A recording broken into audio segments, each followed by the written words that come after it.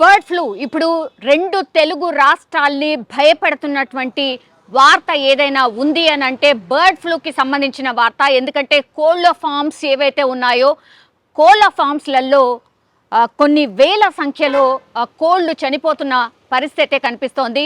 Bird flu చాలా తొందరగా spread అవుతోంది. వారం 10 రోజుల నుంచి కూడా ఎక్కడైనా కోళ్ళ ఫామ్లో ఒకవేళ బర్డ్ ఫ్లూ సోకింది అని అంటే 10 నుంచి 20 వేల కోళ్ళు అక్కడే చనిపోతున్నాయి. సో నిన్న కూడా 24 గంటల వ్యవధిలోనే మళ్ళీ ఒక 10,000 బర్డ్ ఫ్లూ కేసెస్ నమోదవడమే కాకుండా కోళ్ళు కూడా చనిపోయినటువంటి వార్త మనకైతే అందుతోంది. కొన్ని ఏపీకి సంబంధించిన కొన్ని జిల్లాల్లో అయితే రెడ్ అలర్ట్ జారీ చేశారు. 144 సెక్షన్ కూడా విధించారు. అటువైపు ఎవరు వెళ్ళకండి అనేటువంటిది కూడా ఇప్పుడు మనకు అందుతున్నటువంటి వార్త. సో బర్డ్ ఫ్లూ అనేది చాలా పెద్ద ఎత్తున ఉంది.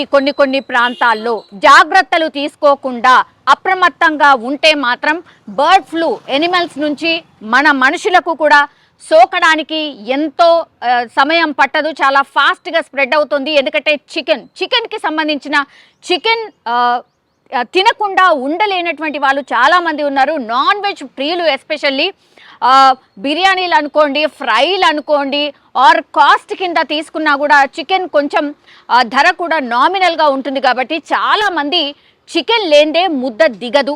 ఇది చాలామంది మాట్లాడుతున్నటువంటి మాట. మనం సాధారణంగానే మనం కూడా మాట్లాడుకున్నప్పుడు కూడా ఏదన్నా బడ్జెట్ ఫ్రెండ్లీ ఏదన్నా తినాలి అనుకుంటే ఫస్ట్ టక్కన మన నోట్ల నుంచి వచ్చేది ఏంటి అని అంటే చికెన్ తినొచ్చు, ఆర్ చికెన్కి సంబంధించిన ఆర్డర్ పెట్టుకోవచ్చు, చికెన్ వండుకోవచ్చు అనేది. సో బడ్జెట్ ఫ్రెండ్లీ ఉండడం నాన్ వెజ్, అండ్ దట్టు చికెన్కి సంబంధించి కూడా ప్రోటీన్ ఎక్కువ దొరుకుతుంది అనేది కూడా చాలామంది చికెన్ తినడానికే ఇష్టపడుతూ ఉంటారు. ఇందులో భాగంగానే ఇప్పుడు బర్డ్ ఫ్లూ అనే వార్త ఎప్పుడైతే స్ప్రెడ్ అయిందో దట్టు ఆంధ్ర అండ్ తెలంగాణ ఈ రెండు రాష్ట్రాల్లో కూడా బర్డ్ ఫ్లూ పూర్తిగా కోళ్ళ ఫార్మ్స్లో కోళ్లకు సోకుతోంది. అండ్ 10,000, 20,000 ఇట్లా పెద్ద సంఖ్యలో కోళ్ళు చనిపోతున్నాయి. కాబట్టి ఇంకా రెండు రాష్ట్ర సర్కార్లు కూడా అప్రమత్తమైన పరిస్థితి. ఇప్పుడు సరిహద్దు ఎక్కడైతే ఉంటుందో అంటే ఆంధ్ర అండ్ తెలంగాణ సరిహద్దు ఎక్కడైతే ఉంటుందో ఆ ప్రాంతాల్లో ఇప్పుడు కంప్లీట్లీ ఒక చెక్ పోస్ట్ని ఏర్పాటు చేసి కోళ్ళని అటునుంచి ఇటు కానీ గుడ్లను అటునుంచి ఇటు కానీ అసలు తరలించడానికి వీలు లేకుండా కట్టుదిట్టంగా ఒక చెక్ పోస్ట్ను అయితే ఏర్పాటు చేయడం జరిగింది. సో ఎవరైనా కోళ్ళని ఇటు నుంచి అటు కానీ అటు నుంచి ఇటు కానీ తీసుకొచ్చే ప్రయత్నం చేసినా కూడా అడ్డుకట్ట వేయడానికని పూర్తిగా బందోబస్తు నడుమ ఒక చెక్ పోస్ట్ని అయితే ఏర్పాటు చేసి చికెన్కి సంబంధించి తరలింపుని పూర్తిగా నిషేధించే రెండు రాష్ట్ర సర్కార్లు. సో అందులో భాగంగానే ఇప్పుడు రామాపురం ఎక్స్ రోడ్లోని అంతర్రాష్ట్ర చెక్ పోస్ట్ వద్ద తనిఖీలు చేస్తున్నారు. అండ్ సూర్యాపేట జిల్లా కోదాడ మండలం నల్లబండగూడెం వద్ద ఉన్నటువంటి అంతర్రాష్ట్ర చెక్ పోస్ట్ వద్ద కూడా పోలీసులు అండ్ వెటర్నరీ డాక్టర్స్లు పూర్తిగా తనిఖీలు చేస్తున్న పరిస్థితి అయితే కనిపిస్తోంది. సో కోళ్లకు సంబంధించి ఆర్ ఎగ్స్కి సంబంధించి సరఫరాని పూర్తిగా నిషేధించారు అని చెప్పొచ్చు. సో కోళ్లకు సంబంధించి తెలంగాణ సర్కారు కూడా ఒక బిగ్ అలర్ట్ అయితే జారీ చేసింది. అందరికీ కూడా చికెన్ ప్రియులు ఎవరైతే ఉంటారో కొన్ని రోజుల పాటు చికెన్ని అవాయిడ్ చేయడమే మంచిది అనేటువంటిది కూడా ఏకంగా సర్క్యులర్నే జారీ చేసింది. ఇది కూడా ఎందుకు చేసింది అని అంటే డైరెక్ట్గా కేంద్రం నుంచే ఆదేశాలు అందాయి. బర్డ్ ఫ్లూ చాలా పెద్ద ఎత్తున స్ప్రెడ్ అవుతోంది, ఎస్పెషల్లీ ఈ రెండు తెలుగు రాష్ట్రాల్లో. కాబట్టి సో కొన్ని రోజుల పాటు ఈ చికెన్కి సంబంధించి ఈ సరఫరా కావచ్చు, ఆర్ ఒకవేళ బర్డ్ ఫ్లూ ద్వారా ఒకవేళ ఇవి కోళ్ళు చనిపోతే కూడా పూర్తిగా వాటిని శానిటైజ్ చేయడం కావచ్చు ఆ ప్రాంతాన్ని, లేదంటే ఆ కోళ్ళని డిస్పోజ్ చేసే విధానం కావచ్చు ఒక ప్రొసీజర్ ప్రకారమే జరగాలి.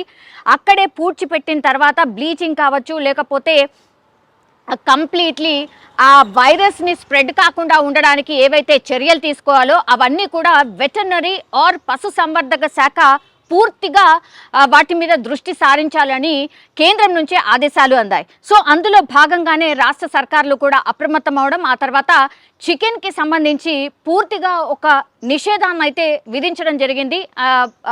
పూర్తిగా కోళ్ల ఫామ్స్కి సంబంధించి ఏదైతే రాకపోకలు జరుగుతాయో, రెండు రాష్ట్రాలకు మధ్య రాకపోకలు ఏవైతే జరుగుతాయో వాటిని పూర్తిగా నిషేధించడం అయితే జరిగింది. అంటే కోళ్ల ఫామ్స్కి సంబంధించి ఈ కోళ్ల ఫామ్ల నుంచి చికెన్ మన రాష్ట్రానికి కావచ్చు, మన రాష్ట్రం నుంచి పక్క రాష్ట్రానికి వెళ్ళడం కావచ్చు, అండ్ గుడ్లు కూడా ఇటు నుంచి అటు వెళ్ళడం కావచ్చు, దానా కావచ్చు, ఇవన్నిటిని కూడా పూర్తిగా కొన్ని రోజుల పాటు నిషేధించడం జరిగింది.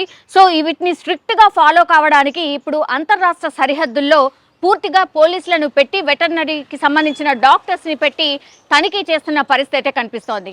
ఒకవేళ నిజంగానే ఈ కోళ్ళు ఏవైతే అంటే ఆల్రెడీ ఇప్పుడు వారం 10 రోజుల నుంచి ఈ వార్త బయటకు వచ్చింది, కానీ దానికంటే ముందే చాలా మట్టుకైతే చికెన్ అటు నుంచి ఇటు అటు రవాణా అయిపోయింది.